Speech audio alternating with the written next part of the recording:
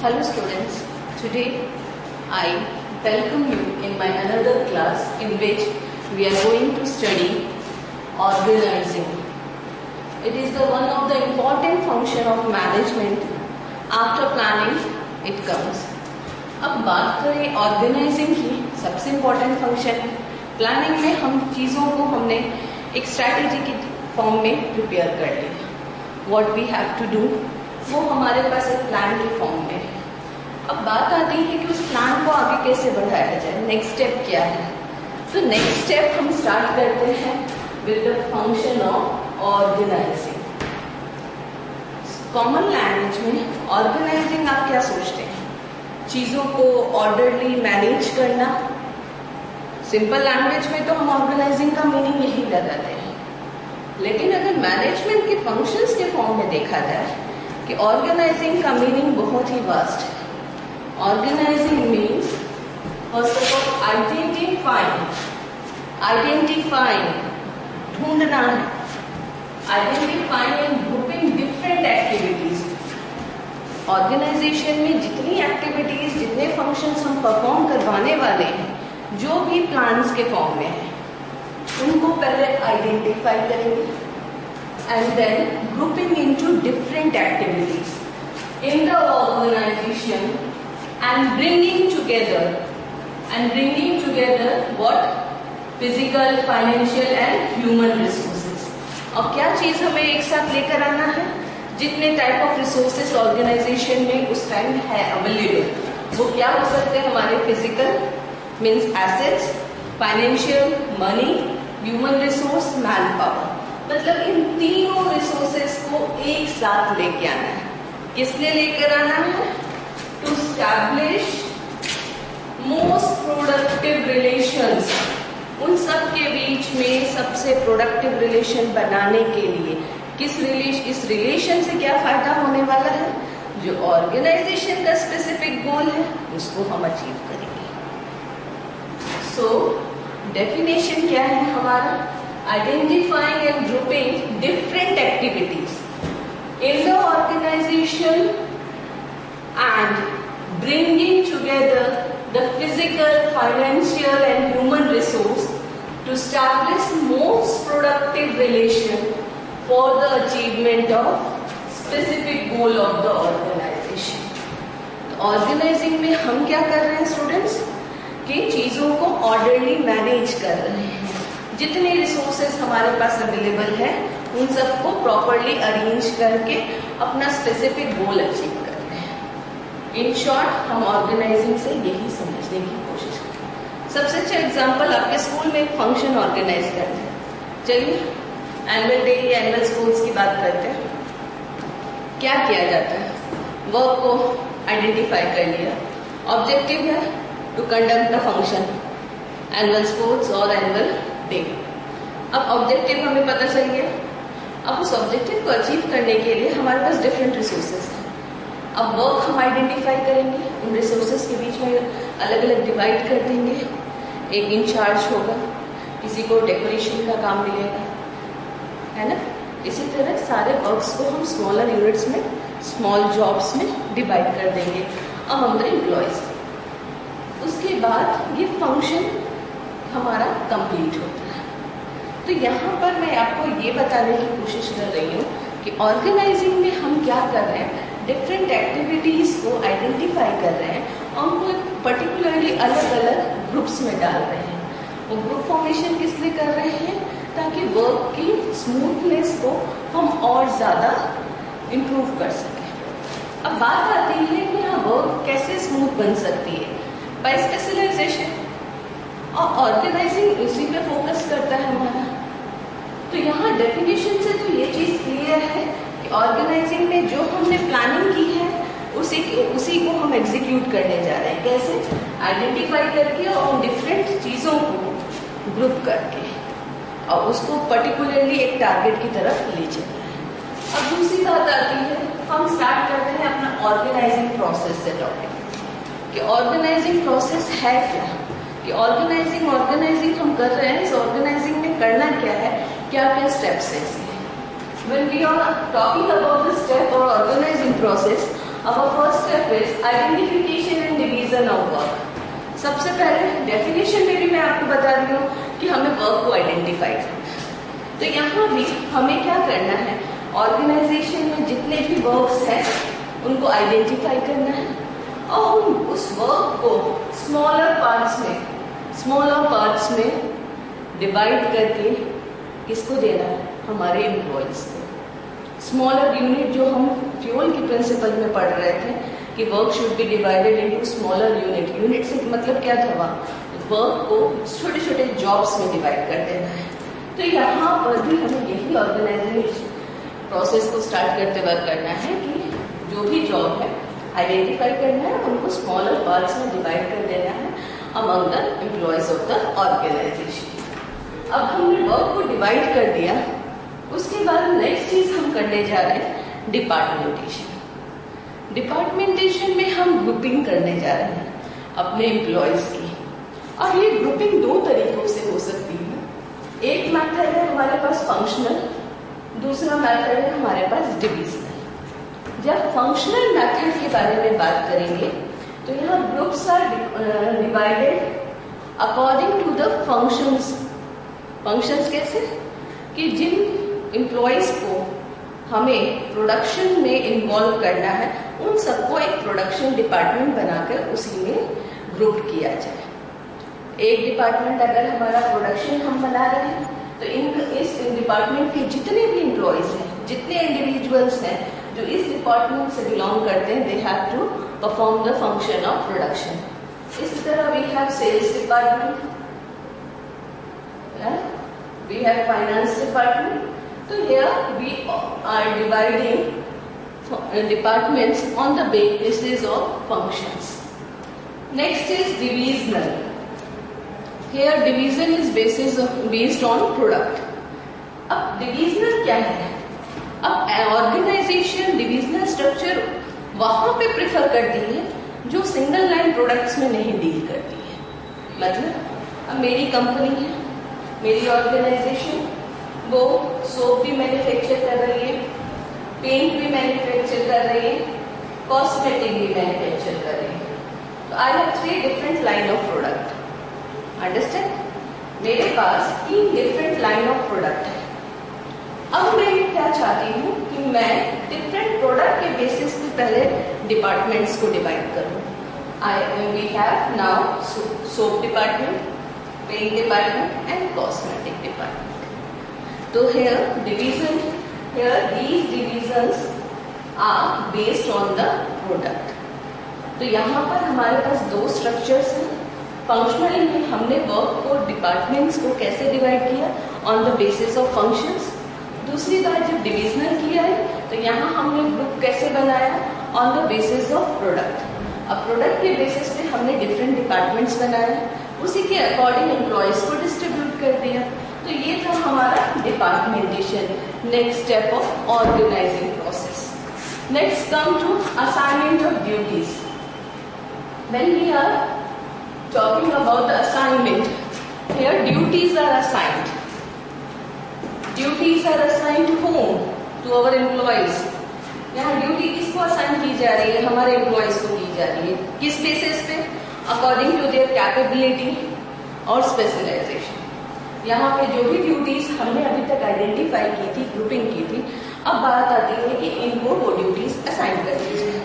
Duties assign कर दी जाए और उनको असाइनमेंट ऑफ ड्यूटीज के टाइम ये चीज देखना है कि उनकी कैपेबिलिटी, उनकी पोटेंशियल किस डिपार्टमेंट से रिलेटेड है या फिर उनमें क्या पोटेंशियल है, उसके अकॉर्डिंग हम उन्हें ड्यूटीज असाइन करते हैं। नेक्स्ट स्टेप आता है establishing reporting relationship. Reporting relationship हमने केवल यहाँ ड्यूटीज असाइन की।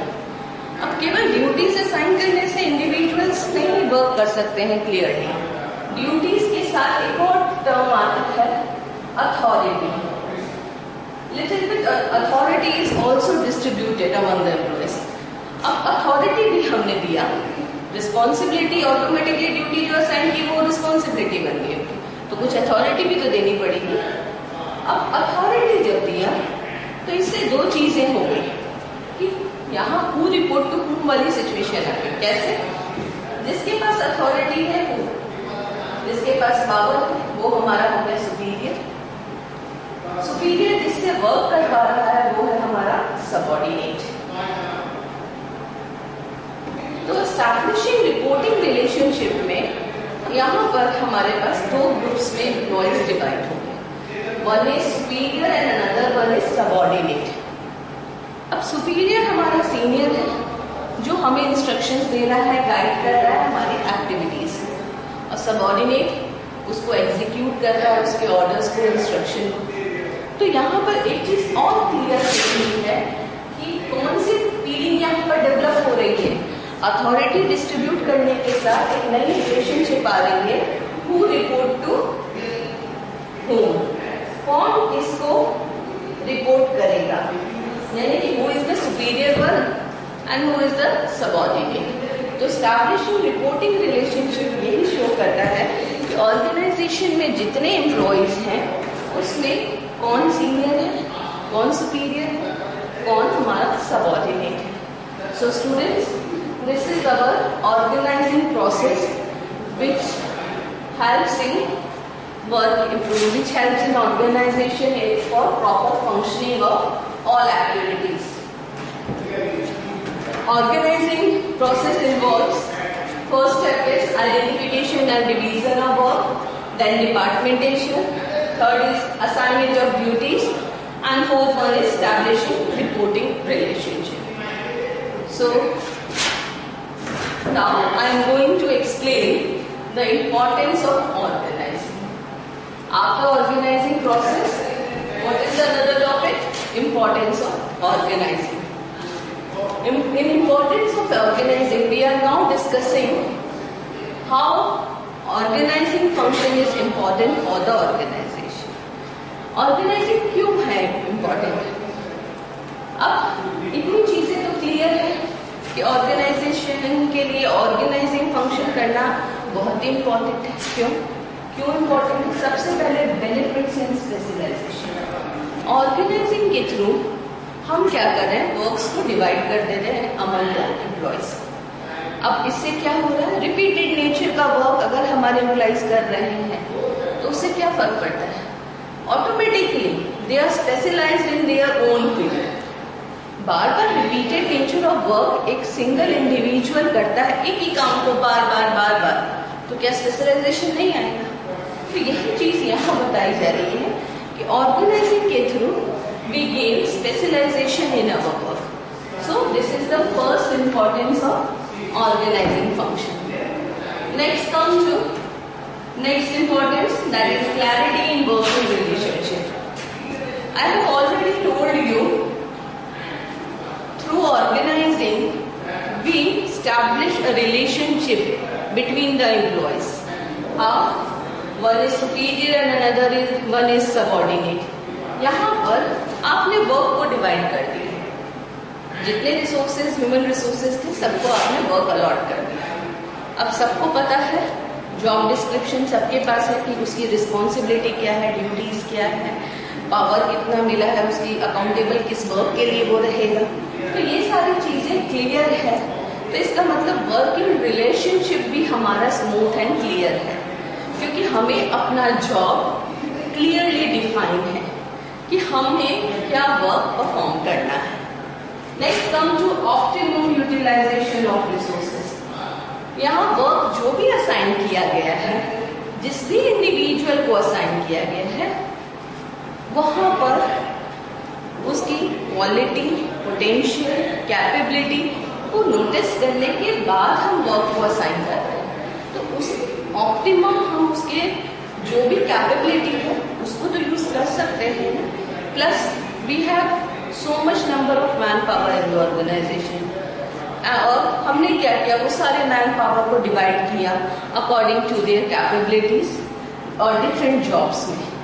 तो यहाँ पर आपके पास क्या है, no overlapping of work, no duplication of work. जब आपके पास डुप्लीकेशन की पॉसिबिलिटी नहीं है, ओवरलैपिंग की पॉसिबिलिटी नहीं है, तो इसका मतलब कोई वेस्टफुल एक्टिविटी नहीं हो सकती। तो दिस मीन्स क्या, we have optimum utilized our resources. इसका मतलब क्या है कि हमने अपने रिसोर्सेज को फुली यूटिलाइज किया विदाउट एनी वेस्टेजेस, क्योंकि डुप्लीकेशन और ओवरलैपिंग के कारण ही तो हमारे मैन पावर पे जो भी एनर्जी टाइम है उसको हम वेस्ट कर रहे हैं, और ये पॉसिबिलिटी डिवीजन ऑफ वर्क्स के अकॉर्डिंग पॉसिबल नहीं है। तो हम अपने रिसोर्सेज को ऑप्टिमम यूटिलाइज कर पा रहे हैं। Next is adoption to change. सबसे इंपॉर्टेंट चीज अभी मैंने आपको डिपार्टमेंटेशन में बताया कि we have different departments. When we are talking about functional department, works are divided according to the functions. अब इन केस मेरे प्रोडक्ट में कुछ मॉडिफिकेशंस करने हैं, वो मॉडिफिकेशन वो कब करने हैं? जब मेरे बिजनेस एनवायरनमेंट में चेंजेस हो रहे हैं। मुझे पता चल गया कि मार्केट में मेरे प्रोडक्ट को अगर मैंने मॉडिफाई किया, इनोवेट किया, कोई नई टेक्नोलॉजी उसमें अडॉप्ट की, तभी सेल इंक्रीज करेगी। अब बिजनेस एनवायरनमेंट को तो मैंने स्कैन कर लिया, अब वो स्कैनिंग के थ्रू मुझे क्या करना है?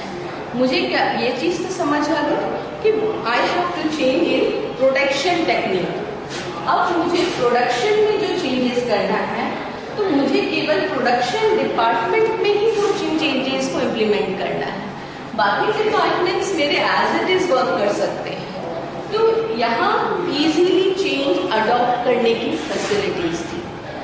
इस मेथड के थ्रू हम जो भी बिजनेस एनवायरनमेंट में चेंजेस हो रहे हैं उनको इजीली अडॉप्ट कर सकते थे। Next come to effective administration. Works are divided according to the functions. अब वर्क्स डिवाइडेड किए गए हैं तो ये चीज तो नेचुरल हो गई कि we have production department, here works are done, only production works are done here. This is our finance department, only finance matters are discussed here. So it makes effective administration.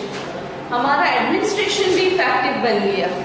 एक clean वे से, clear way से हम अपने work को supervise करने लगते हैं, क्योंकि हमें मालूम है कि हमारे सब वर्क डिपार्टमेंट्स में डिवाइडेड है और यूनिकनेस के कारण हम इन्हें इजीली सुपरवाइज कर सकते हैं। Then come to expansion and growth. अब हमारे पास स्पेशलाइज्ड पर्सन्स हैं, ऑप्टिमम यूटिलाइज्ड रिसोर्सेज हैं, तो हमारा नेक्स्ट स्टेप क्या होगा? Expansion on and growth of the business.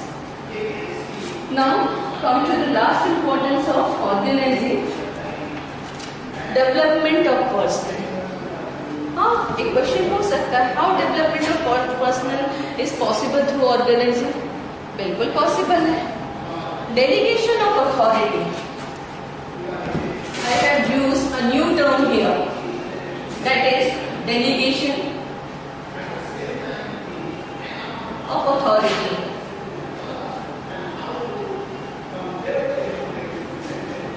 Here, delegation of authority means some authority is shared between the subordinates, immediate subordinates.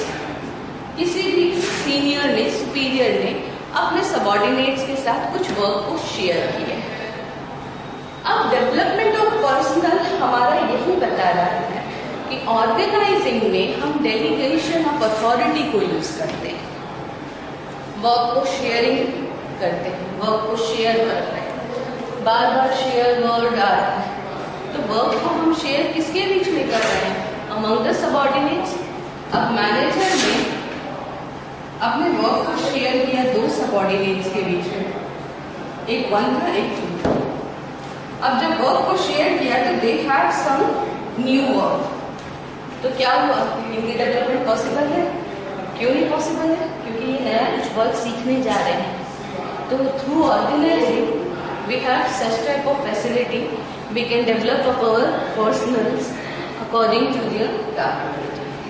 अब यहाँ पर ये बिल्कुल पॉसिबल है कि डेलीगेशन ऑफ अथॉरिटी हम यूज करते हैं ऑर्गेनाइजिंग में, जिससे हमारे एम्प्लॉयज की personal means new innovative techniques को अडॉप्ट कर सकते हैं, नए वर्क सीख सकते हैं, प्लस उनमें इनिशिएटिव की कैपेसिटी और ज़्यादा बिल्डअप होती है। तो these all are the importance of organizing function. मैं एक बार फिर से रिपीट कर देती हूँ। First importance is benefit in specialization, Next one is clarity in working relationship. Third one is optimum utilization of resources, adoption to change, and effective administration. Expansion and growth of the business is also possible through organizing, and at last development of personnel is also done through organizing function. तो students, आज का दोनों topic organizing process और importance of organizing. Revise these portions. I will be meet in next class.